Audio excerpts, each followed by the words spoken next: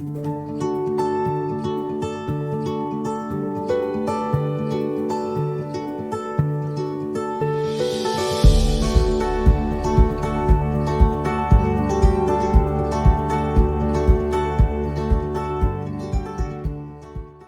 buenos días, compañeros. En el día de hoy vamos a dar continuidad a la serie de talleres que estamos realizando por el Servicio de Gineco-Obstetricia de nuestra unidad, cuyo objetivo es fomentar la actividad para la prevención de la morbimortalidad materna en Ecuador.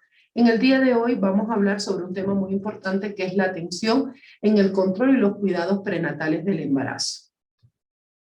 No podemos hablar de atención prenatal sin tener en cuenta una atención preconcepcional adecuada, donde tenemos que tener en cuenta y darle a la paciente una asesoría y una evaluación estricta para llegar a un embarazo en condiciones óptimas. El objetivo de esta asesoría y de esta atención pregestacional es fundamentalmente suspender hábitos nocivos y adictivos como es el cigarrillo, el café, la droga, suspender el uso de medicamentos teratogénicos.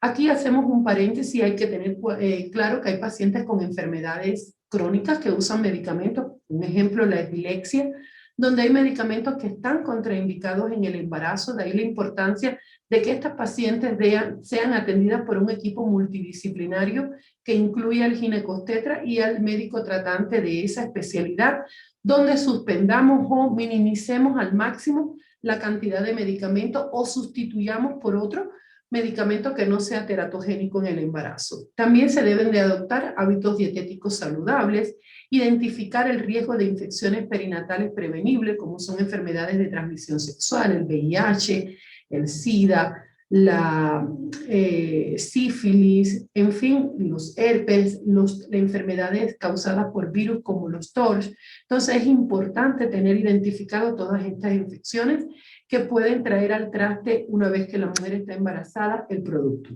Además, se debe normalizar los sustratos de nutrientes sanguíneos, modificar todos los factores de riesgo psicosociales, brindar asesoría genética. Acá es muy importante este acápite, donde pacientes que tengan enfermedades genéticas conocidas se deben interconsultar siempre con el especialista, determinar si son enfermedades autosómicas, recesivas o dominantes, cuál va a ser la probabilidad en la descendencia de adquirir la enfermedad, en fin, un asesoramiento para tomar la mejor decisión posible en función de la paciente.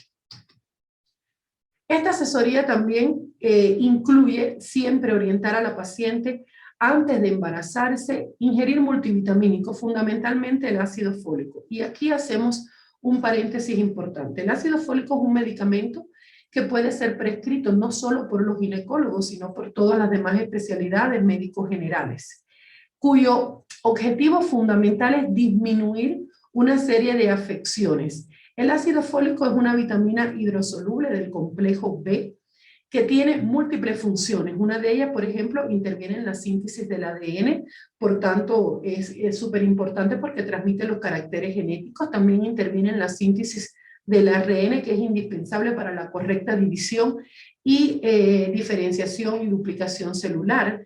También favorece la producción de células, fundamentalmente las células del grupo hemo, células sanguíneas, previene enfermedades cardiovasculares y la más conocida o la más que tenemos en cuenta los ginecólogos es porque el ácido fólico previo a la gestación puede prevenir enfermedades del defecto del tubo neural. El tubo neural es una estructura embriológica de la que a partir de ella se va a formar el cerebro y la médula espinal, y entonces este ducto se cierra alrededor de la semana 6 del embarazo, lo que quiere decir que la paciente debe llegar al embarazo con una capacidad de almacenamiento de ácido fólico importante, porque muchas veces acuden a la consulta sin saber que están embarazadas o más allá de la semana 6 y no tomaron ácido fólico.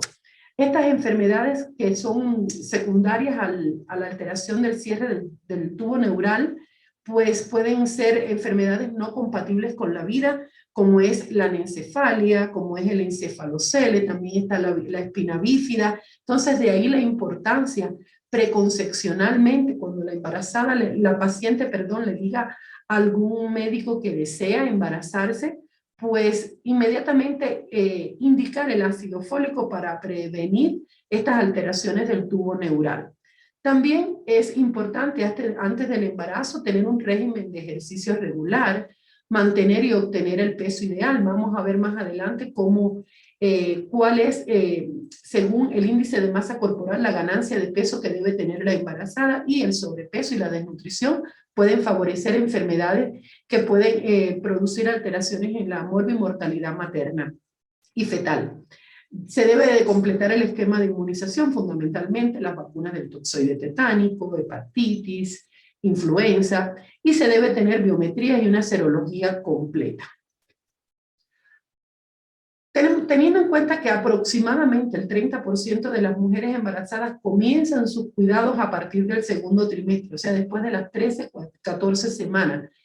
Esto es grave. Lo ideal es que las embarazadas tengan un control entre las 6, 7 u 8 semanas, donde podamos determinar que sea un embarazo intraútero, o sea, diagnostiquemos la topografía del embarazo, podamos diagnosticar tempranamente las amenazas de aborto por la presencia de hematomas, la insuficiencia lútea, poder indicar tempranamente los exámenes del primer trimestre, indicar el eco cromosómico, y como les dijimos, haber estado tomando el ácido fólico, indicarlo tempranamente, ya a las 13 semanas o más. Por supuesto, terminó la etapa de embriogénesis.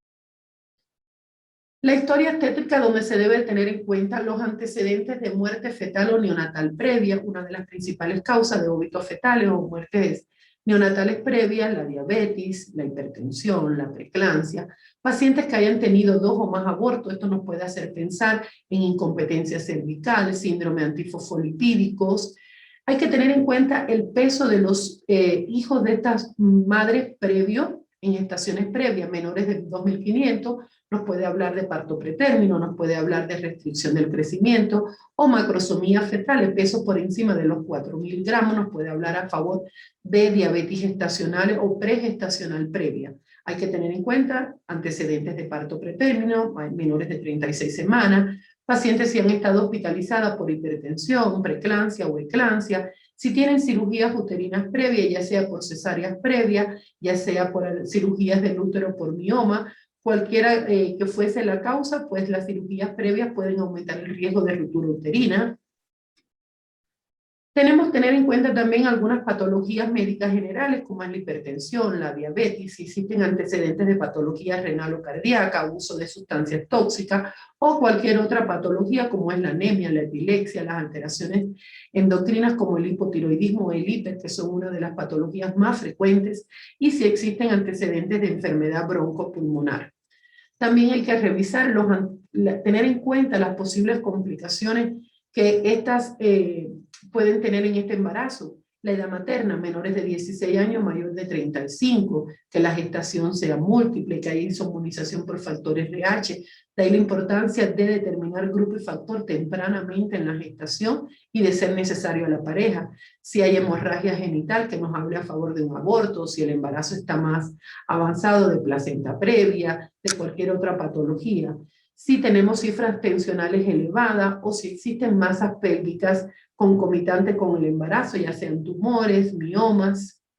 Ahora, una vez que ya tenemos la paciente embarazada, tenemos que tener un control y cuidados prenatales estrictos, donde vamos a tener en cuenta en la primera consulta la historia clínica general, donde recogemos la fecha de la última regla o fecha de última menstruación, tener en cuenta que siempre es el primer día del último ciclo menstrual. Una vez que tengamos eso, pues realizamos la fecha probable de parto y le damos un aproximado de la fecha de parto.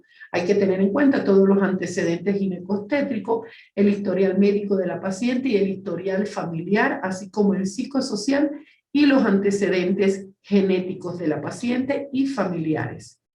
En todas las consultas prenatales lleva, además del interrogatorio, el examen físico, donde tenemos que tener en cuenta el peso, la talla de la paciente, el índice de masa corporal. Este índice es, por supuesto, en la primera consulta, y el peso lo vamos a ir evaluando mensualmente en todas las consultas y vamos a ir viendo cómo va ganando de peso la embarazada.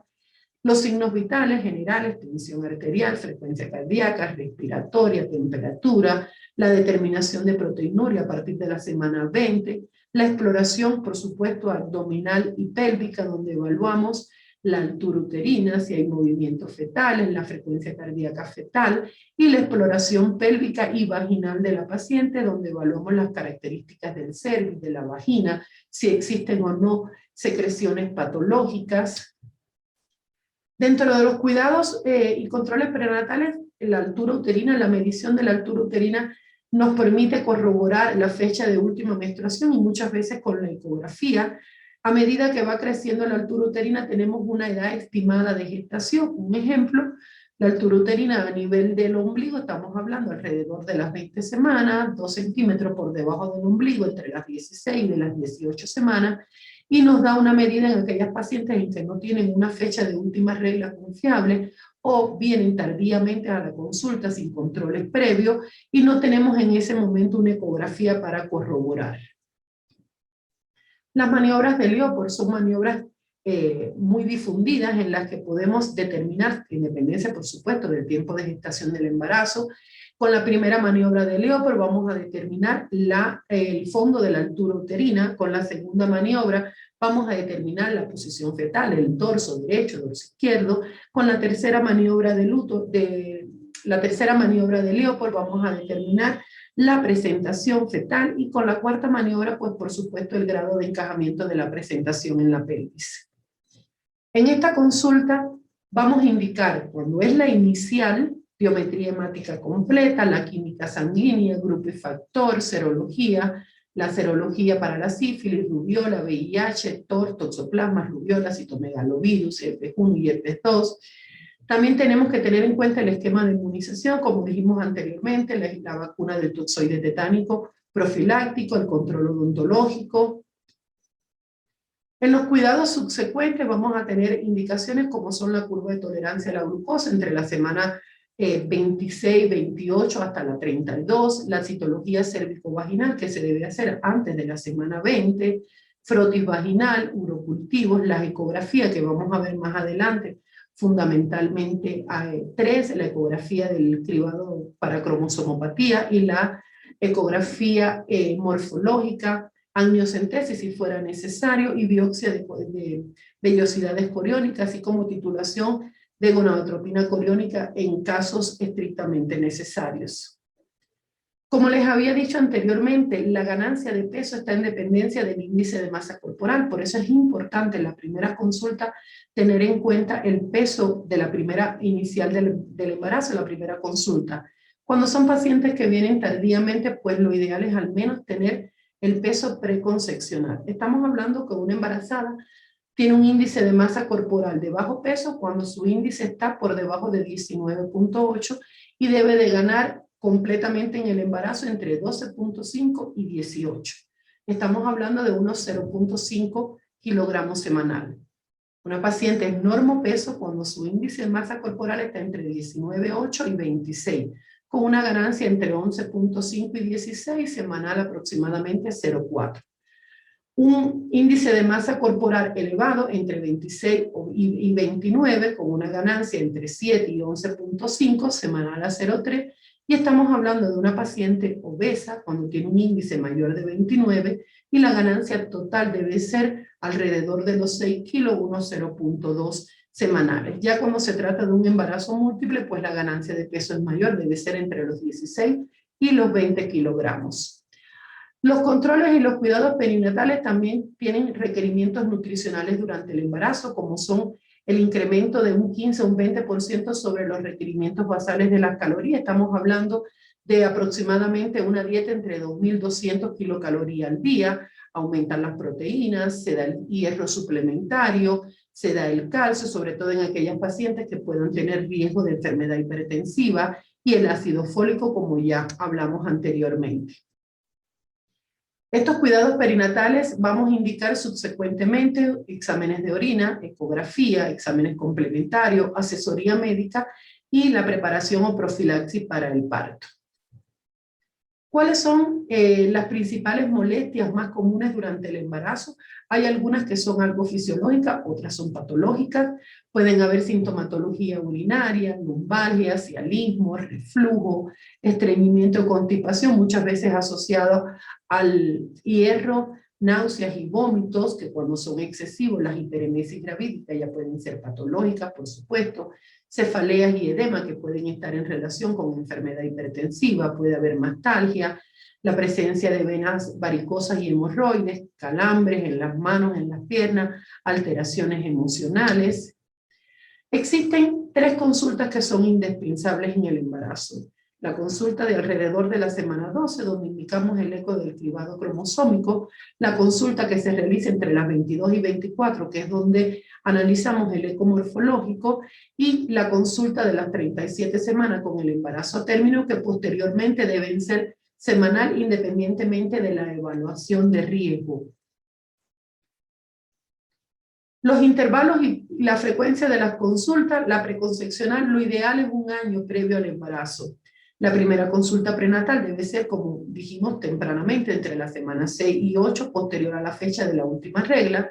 Después mensual hasta la semana 28, cada 15 días hasta la 36 y semanal hasta el parto. Esto puede variar en dependencia si se trata de una paciente con patologías asociadas, una paciente con alto riesgo obstétrico, pues haga consideración del médico tratante. El control prenatal tiene 3 pilares fundamentales, donde evaluamos factores de riesgo, realizamos historia obstétrica, evaluamos cómo está ese embarazo actual, si tiene patologías médicas asociadas, realizamos el examen físico y los exámenes de laboratorio, hacemos curva de seguimiento. El control prenatal tiene fundamentales pilares, la detención temprana y manejo de situaciones de riesgo en el embarazo, que eso lo podemos definir teniendo en cuenta factores de riesgo, la historia obstétrica, las características del embarazo actual, si tiene patologías médicas asociadas, realizar siempre en cada consulta examen físico y analizar todos los resultados de laboratorio y tener en cuenta las curvas de seguimiento. Muchas gracias con todos.